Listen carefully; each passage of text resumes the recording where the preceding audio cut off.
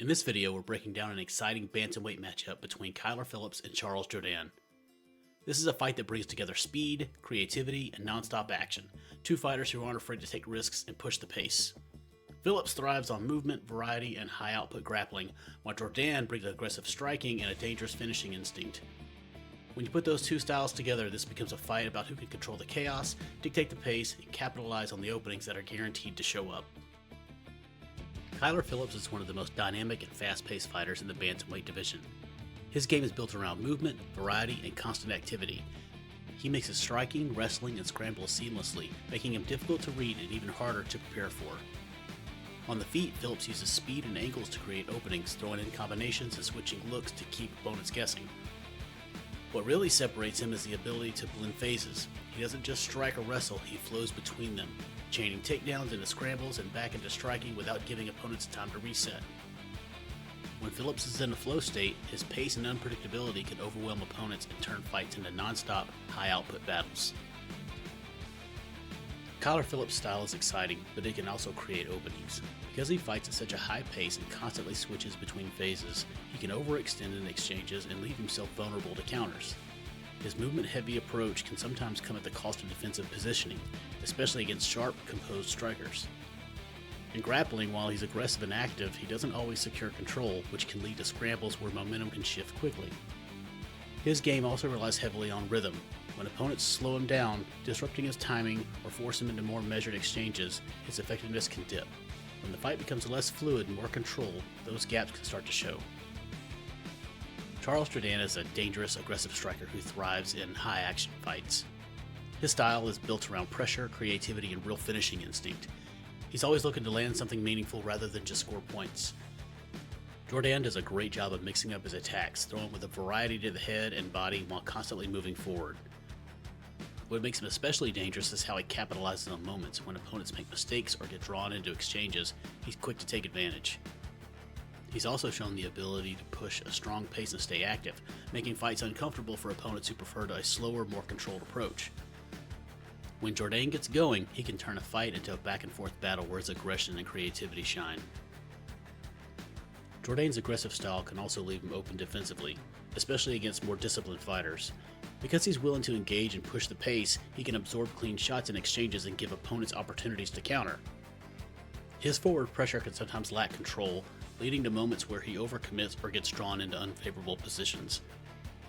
Against opponents who mix in grappling or change levels, his momentum can be disrupted, forcing him to react rather than dictate the action. While he's dangerous offensively, when fights become more technical or require tighter defensive discipline, those openings can start to show. Now we look at both fighters in the Fighter Index tail of the tape.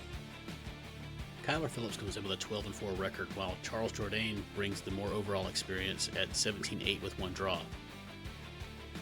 Phillips has a UFC record of 6-3, while Jourdain has a record of 8-7 with one draw, showing both have spent time against solid competition. Physically, Jourdain is slightly taller at 5'9" compared to Phillips' 5'8", but Phillips makes up for it with a noticeable reach advantage, 72 inches to 69 inches. Both fighters switch stances, which adds another layer of unpredictability to the striking exchanges, making this matchup even more dynamic.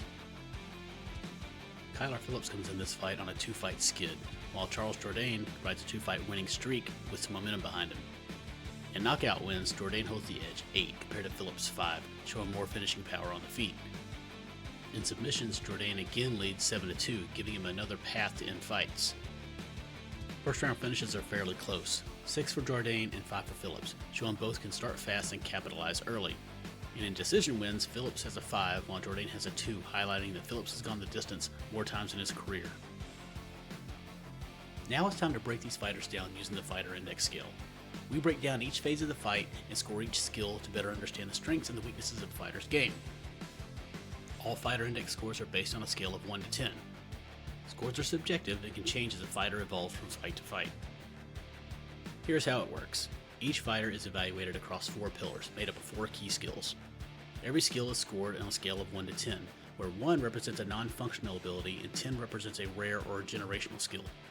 Everything in between reflects a fighter's level in that area, and at the end of the video, those scores are combined to calculate a Fighter Index score to see who is the more complete fighter.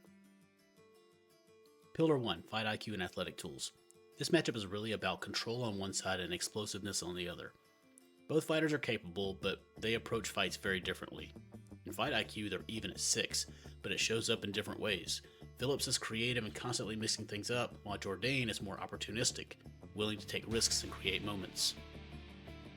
Athletically, Phillips clearly stands out, scoring a 9 compared to Jourdain's 7, bringing elite speed, movement, and explosiveness that allows him to cover distance quickly and create dynamic exchanges. That's one of the biggest physical advantages in this matchup. In stamina, they're even again at 7 apiece, both able to maintain solid pace over 3 rounds without a major drop-off. But in resolve, Jourdain separates with an 8 compared to Phillips' 7. He's shown a stronger ability to stay dangerous and keep pushing offense even when the fight isn't going his way. So while Jourdain brings toughness and willingness to fight through adversity, Phillips' athletic edge and ability to create moments and speed advantages give him the overall edge in this pillar. In Pillar 2, striking and stand-up defense, this is where the matchup becomes very competitive, but with different kinds of threats on each side. In pure striking, both fighters are even at 8, but they get there in different ways. Phillips relies on speed, volume, and variety, constantly mixing angles and combinations, while Jourdain brings more aggression, sharper moments, and a stronger finishing instinct in exchanges. In the clinch, Jourdain holds a slight edge, scoring a 7 compared to Phillips' 6. He's more dangerous in tight spaces, using elbows, knees, and close-range offense to create damage when fights collapse in the pocket. Defensively, Kyler has a small advantage, scoring a 6 to Charles's 5, using his movement and footwork to avoid damage.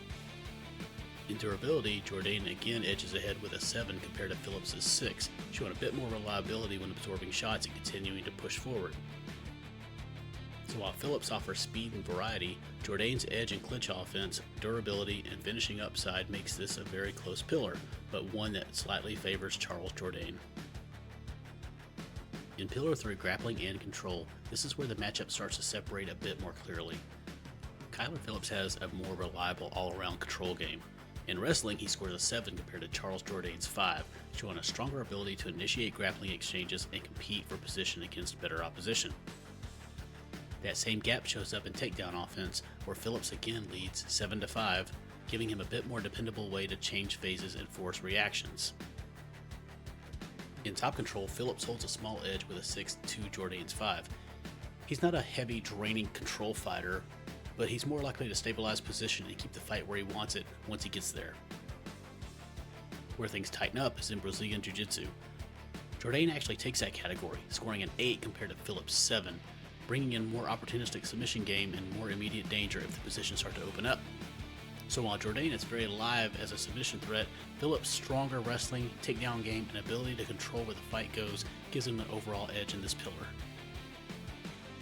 In Pillar 4, defense, scrambles, and ground survival, this is another competitive area.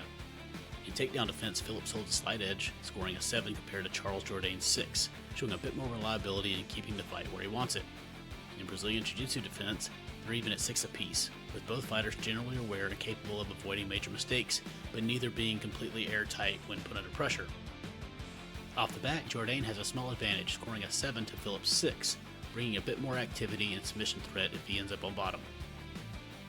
But the biggest separation in this pillar comes from scrambles. Phillips scores an 8 compared to Jourdain's 7. This is one of his biggest strengths. His speed and explosiveness allow him to create movement and transitions, escape bad positions, and quickly turn situations in his favor. So while Jourdain is dangerous in certain spots, Phillips' edge in takedown defense and especially his ability to win scrambles gives him the overall edge in this pillar.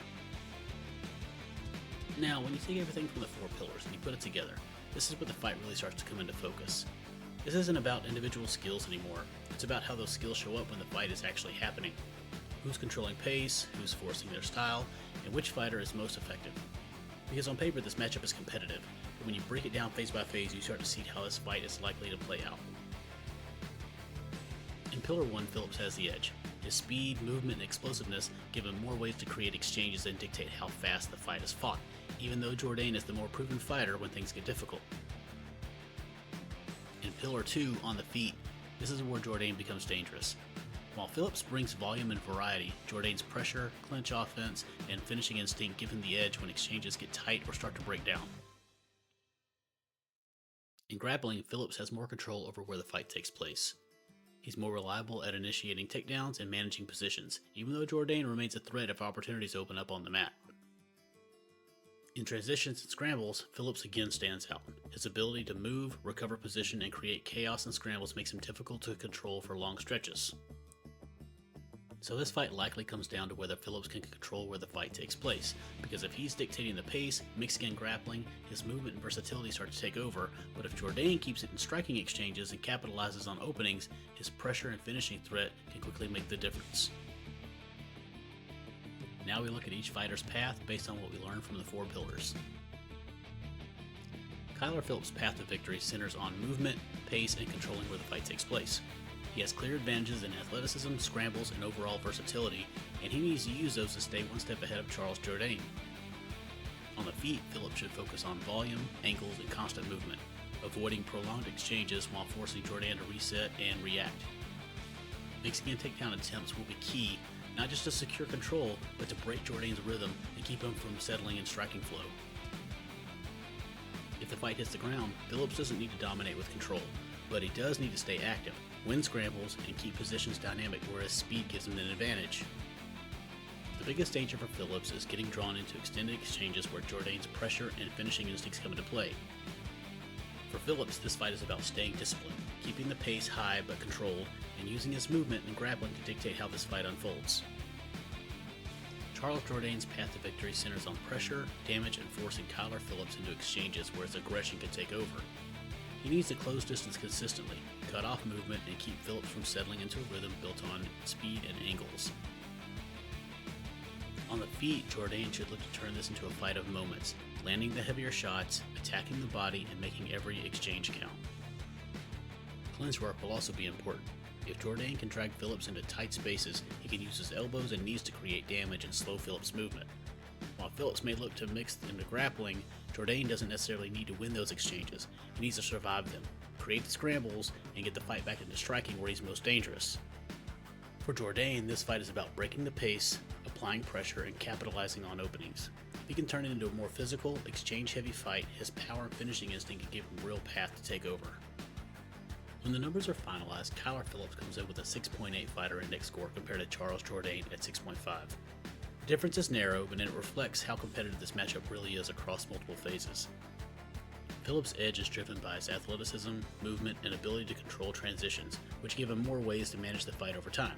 Jourdain, on the other hand, brings real danger in striking exchanges and strong finishing threat that keeps the fight close. So while Phillips has a slightly more complete overall profile, the margin is tight, and with Jourdain's ability to capitalize on openings, this is a matchup where small moments can make a big difference.